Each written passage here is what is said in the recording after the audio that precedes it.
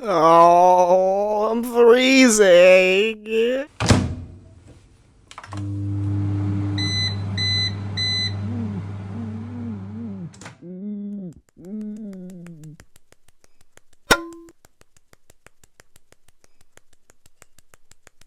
What is that, a rat? Uh, what? Well, hey, my little Uruks. It's me, I know you've missed me. Daddy's home. Sorry for ruining your time with Mama, but I've got a story for you, okay? One about a big evil space rock from outer space. I call it Armageddon. The movie begins with a short narration about an asteroid that will hit us at some point in the future and that it's inevitable. We're all gonna die! Title explodes! Thank you, Michael Bay. We're with an astronaut on a satellite that gets sneak attacked by an asteroid. Some rocks go down, hitting an unsuspecting man selling Godzillas, getting harassed by a dog. The man dies and the dog lives. Thank God for Michael Bay. Hard cut to a man in an observation tower looking at the big evil space rock. And he names it after his quote-unquote bitch wife, Dottie. The person that finds her gets to name her, right? I want to name her Dottie after my wife. She's a vicious, life-sucking bitch from which there is no escape. Hell yeah. NASA does some generic disaster dialogue. And we got about a week until impact. Hard cut to Bruce Willis. Hell yeah. He's golfing on an oil rig, hitting eco-activists with golf balls. Hell yeah. He's so based and black-pilled in Sigma. He does find out his daughter's sleeping with one of his employees. And, yeah, he's a rich oil man. He's so based and black. He attempts to murder his employee. So based, black-pilled in Sigma. He gets interrupted by NASA, who want the best driller in the world to teach astronauts to drill in a hole and put it in the rock and blow it up. Hell yeah. Bruce Willis is not only a owner of a drill rig and a multimillionaire, but he designed a drill rig. A drill rig NASA steals and messes with, and they mess it up, using it. He's so based, and instead of teaching the space people to drill, he says it would be better to teach drillers to space than spacers to drill, thus beginning a montage of gathering his staff, and then multiple montages of training said staff, interspersed with romance and character development, of course. But that's not what we're here for. We're here for animal crackers and explosions and Michael Bay. And so, animal cracker scene. The gazelle heads north to the ample sustenance of the mountainous peaks above. He could go south, and it goes south under her clothes. Hell yeah, Michael Bay, I see you. He's so based and skip a little bit more, and 5,000 dead in Shanghai. My God. One last romance scene where Mr. Man and Mrs. Lady promise marriage. Hell yeah, that's cool. Thank you, Michael Bay. Him and her and the crew do this big sing song, and it's very funny and nice to look at, and it's character development too. Until the sexist stuff, but I don't like that character. Until he gets based and black-pilled and Sigma. And finally, we're starting to get to the good bit. 1 hour in, and they're heading to space. They head to space, and the plan is get to a space station, grab some fuel, maybe pick up the guy that's on the space station, slingshot around the moon, get onto Dottie, the big space rock, drill a big hole in it to the center, throw a nuke down there, and blow it up from the inside, splitting it in two. It's so based, black-pilled, and Sigma. And Michael Bay. So both of the shuttles with the crew split in two and a few other people on the side that we don't really have to worry about. Most of them are going to die later. Spoilers. They head towards the Russian space station, picking up the fuel only to find that there's a leak which causes an explosion, and in Michael Bay fashion, the whole station explodes. They also grab the Russian man. Why not, man? Why not? Increase the already bloated cast. Both shuttles effectively and ethically slingshot around the moon, catching the big space rock unawares from behind. A nice behind, too. They've got 70 hours to the death time where the big rock smashes into the Earth to create a global extinction event. A world killer. Dottie. They pull in close, trying to land stealthily, trying to make sure that the evil space rock does not spot them, but they fail the stealth check. Freedom gets smashed by a big rock from the big evil space rock, Dottie. The attack lands, and it's a crit.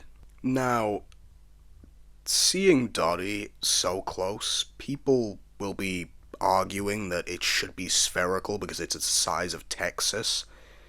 But actually, shut up. Thank you.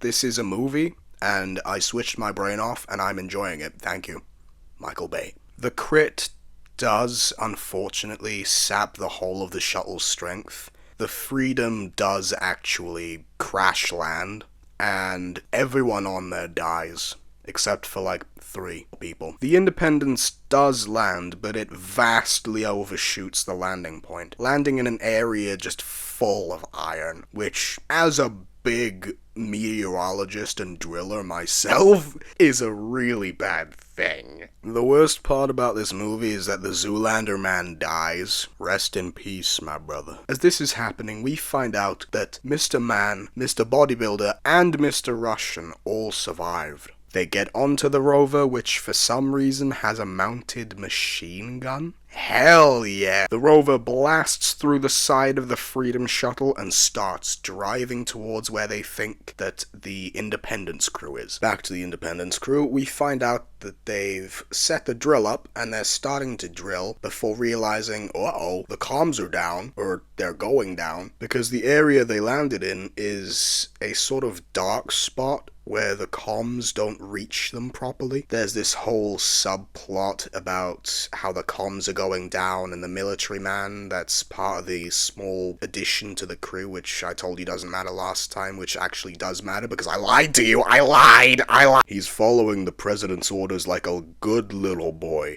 Pay your taxes, IRS. The president, because he's the president, arms the nuclear device because they think, oh, well, the drill's not gonna go very well and we've got like 7 minutes before we can remotely detonate this thing. Let's just blow it up now. Of course, I am sugarcoating, but I'm glossing over a lot of this. Watch the movie, it's actually really good. America, hell yeah, sets the bomb on, it's on, and they've got a short amount of time before, uh-oh, bang. So the government have the bomb on, and the government man is, nah, I don't want to die here. So he deactivates the nuke. But with the nuke deactivated from remote detonation, that means someone eventually is gonna have to stay behind to manually detonate it. You know how I talked about the deviant guy, sexist man, that I didn't like? Well, yeah, he comes up here. He's starting to go mad because, well, the whole world's gonna die, and so is he. So he's messing around with mounted machine guns on the shuttle, which I don't know why they have that, much less know where it might be applied. I guess maybe if there's a space rock coming at you, you shoot it, but then why didn't Freedom do that? Unless these are mounted machine guns that are on the rover, in which case it doesn't look like that. And why is he shooting things to begin with? He's messing up their supplies, he's shooting at the shuttle and everything. It gets so bad they have to duct tape him to a chair. They keep drilling, trying to get to that, I think it was 80-meter mark. Correct me if I'm wrong, I'm probably wrong. Until they blow a tranny. You've got to be kidding me. And this transistor blowing up, or whatever I think it was, I hope it's a transistor. The space rock is actively trying to kill them, so things blow up. Some guy dies. The cast is still pretty big, I don't know the names, so after a while they sort of lose hope, thinking, well, the transistor's gone, the drill's messed up, we've lost people, and the other rover and other shuttle's gone, so damn, I guess we failed. Until on the horizon, Mr. Man, Mr. Bodybuilder, and Mr. Russian are driving up. They're screaming, they're shouting, oh, it's a hell of a time. They're partying, having a great time. They get the drill set up, they get moving, they start drilling, and after a while, gas pocket.